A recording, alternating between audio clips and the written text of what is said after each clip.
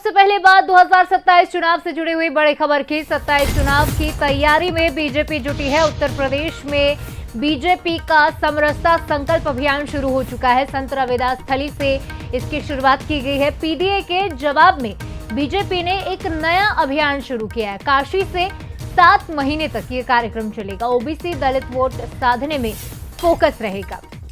तो यूपी में बीजेपी ने 2027 चुनाव की तैयारियां शुरू कर दी हैं। यूं कहा जाता है कि बीजेपी 12 महीने चुनाव मोड में रहती है, लेकिन उत्तर प्रदेश जो अब उनका एक सबसे बड़े गढ़ में शामिल हो चुका है, 2027 की चुनाव की तैयारियों में बीजेपी जुट गई है और एक नया अभियान जिसका नाम है समरसता संकल्प अभियान, इसकी शुरुआत की गई है संत रविदास स्थली से।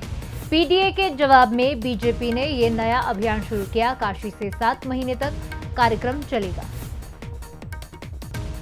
देखिए, भारतीय जनता पार्टी हमेशा जनता के बीच, जनता के सरोकार को मुद्दों को लेकर, अभियानों के लेकर उनके बीच रहती है। और भारतीय जनता पार्टी 24/7 और 365 दिन काम करने वाली पार्टी है। अभी संत शिरोमणि गुरु रविदास जयंती, जो उनकी 685 जयंती है, उसको मनाने के लिए सामाजिक समरसता संकल्प अभियान के रूप में भारतीय जनता पार्टी ने लिया है, जो कल से काशी से प्रारंभ हुई है और 20 फरवरी तक अभियान चलेगा। विधानसभा चुनाव से पहले उत्तर प्रदेश में बीजेपी ने अपने सामाजिक समीकरण को दुरुस्त करने के लिए समरसता संकल्प अभियान की शुरुआत कर दी है। संत रविदास जयंती से शुरू हुआ यह अभियान 7 महीने तक चलेगा और 20 फरवरी को समाप्त होगा। इस दौरान यह अभियान पूरे गांव में जाएगा, बूथों तक जाएगा। इसके मद्देनजर बीजेपी की पूरी कोशिश है कि समाजवादी पार्टी का जो पीडीए है उसका जवाब दिया जाए।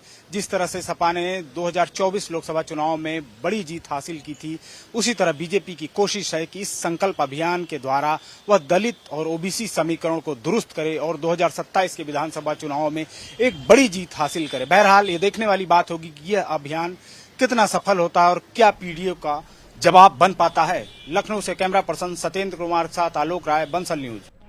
और चलिए खास बातचीत करेंगे। हमारे साथ विशेष संवाददाता आलोक राय सीधे लाइव जुड़ रहे हैं। आलोक, हमने देखा था पिछड़ा, दलित और अल्पसंख्यक का जो फॉर्मूला समाजवादी पार्टी ने चलाया, उसके जवाब में अब ये समरसता अभियान है।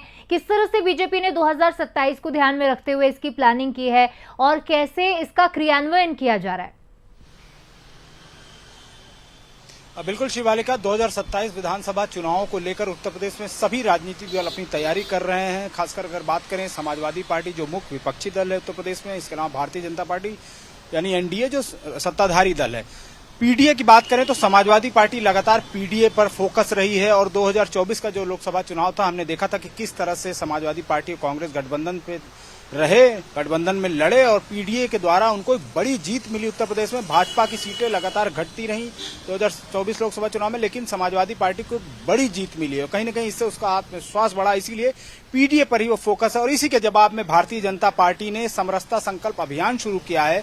बनारस से कल इसकी विधिवत शुरुआत की गई, जिसमें मुख्यमंत्री थे, इसके अलावा तमाम नेता थे, पूरे देश से बड़े नेता आए थे। ओबीसी दलित नेताओं को बुलाया गया था। हालांकि नितिन नवीन जो राष्ट्रीय अध्यक्ष हैं बीजेपी के, उनको भी आना था, लेकिन वो बांकीपुर में आज चूंकि वोटिंग हो रही है उपचुनाव विधानसभा, इसलिए वो नहीं आए, उनका दौरा कैंसिल हो गया। लेकिन भाजपा पूरी तैयारी कर रही कि जो पीडीए है उसका जवाब इस संकल्प अभियान के तहत दिया जाए, क्योंकि 7 महीने यानी 29 जुलाई से 20 फरवरी 2027 तक ये अभियान 7 महीने चलेगा। इसमें पूरे उत्तर प्रदेश के गांव-गांव, बूथ-बूथ में जो है भारतीय जनता पार्टी अपने विचारों को पहुंचाएगी। उसके कार्यकर्ता जाएंगे, उसके नेता जाएंगे, लोगों से 1 to 1 संपर्क करेंगे।